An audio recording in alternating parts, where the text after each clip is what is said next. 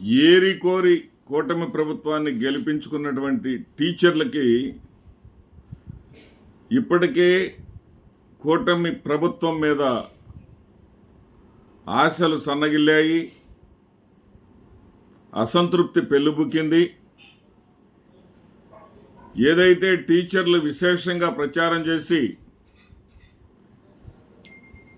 ప్రత్యేకించి జగన్మోహన్ రెడ్డి మీద వ్యక్తిత్వ హననానికి కూడా పాల్పడి జగన్మోహన్ రెడ్డి గారిని చిత్తుగా ఓడించడంలో కీలక పాత్ర వహించారో ఆ టీచర్స్ ఎమ్మెల్సీకి సంబంధించి ఉత్తరాంధ్ర ఎన్నికల్లో ఉమ్మడి ఉత్తరాంధ్ర జిల్లాల్లో అంటే శ్రీకాకుళం, విజయనగరం, విశాఖపట్నం జిల్లాల్లో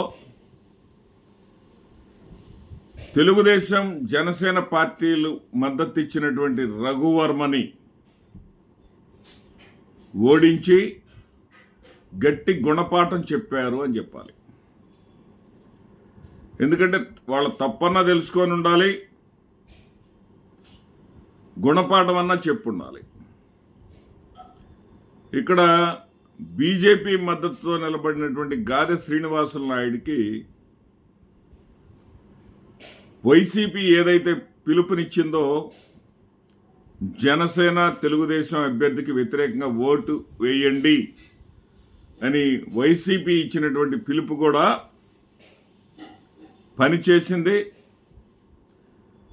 ఆయన గెలవడం జరిగింది. ఈ వీడియో చేసే సమయానికి ఆయన ఏదైతే రఘువర్మ ఓటమిని అంగీకరించి వెళ్ళిపోవడం జరిగింది. గాదె శ్రీనివాసులు నాయుడు గారి గెలుపుని అధికారికంగా ప్రకటించాల్సి ఉంది. ఇదే ఇప్పుడు 9 నెలల్లోనే, కేవలం 9 నెలల్లోనే అధికార పార్టీ మీద ఉద్యోగుల్లో అసంతృప్తి కూడుకొని ఉంది. ఉద్యోగులు ఈ ప్రభుత్వానికి వ్యతిరేకంగా మారారు అనడానికి, ఎందుకంటే గ్రాడ్యుయేషన్ ఎమ్మెల్సీ ఎన్నికలు వేరు, ఈ టీచర్ ఎమ్మెల్సీ ఎన్నికల్లో ప్రభుత్వ ఉద్యోగులుగా ఉండే టీచర్లకు మాత్రమే ఓటు ఉంటుంది. ఈ ఓట్లలో 630 ఓట్ల తేడాతోటి ఏదైతే అధికారిక అభ్యర్థికి వ్యతిరేకంగా, రఘువర్మకి వ్యతిరేకంగా నిలబడినటువంటి గాదె శ్రీనివాసులు నాయుడు విజయం సాధించడం అనేది కూటమి ప్రభుత్వానికి చెంపపెట్టు. ముఖ్యమంత్రి, ఉప ముఖ్యమంత్రుల నాయకత్వాన్ని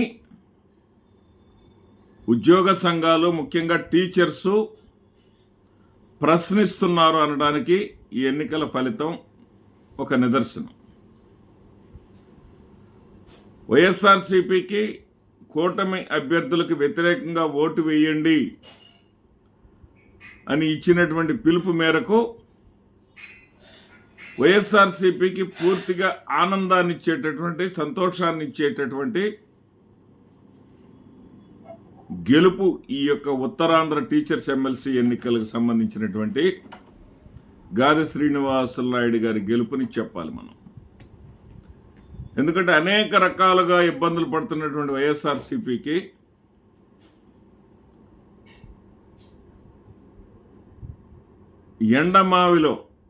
ఎండమావిలాగా, అంటే ఎడారిలో ఒక చల్లటి మంచు, ఒక నీటి కుంటలాగా వైఎస్ఆర్సీపీకి సంతోషాన్ని ఇచ్చేటటువంటి వార్త ఇదైతే,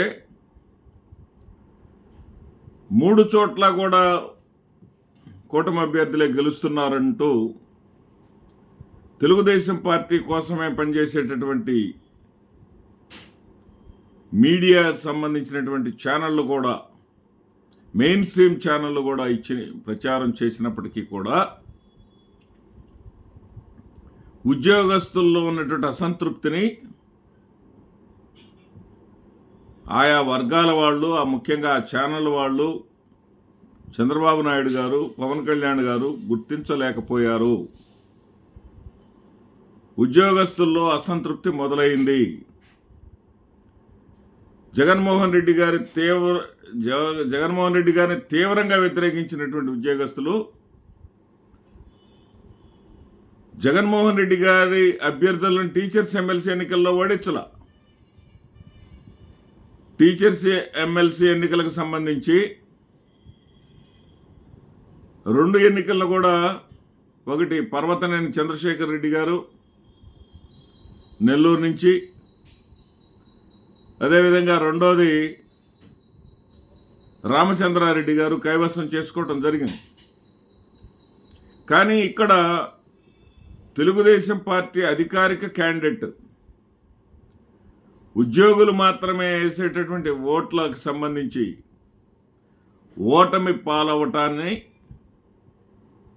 ముమ్మాటికి కూటమి ప్రభుత్వానికి చెంపపెట్టు అని చెప్పాలి. నమస్తే.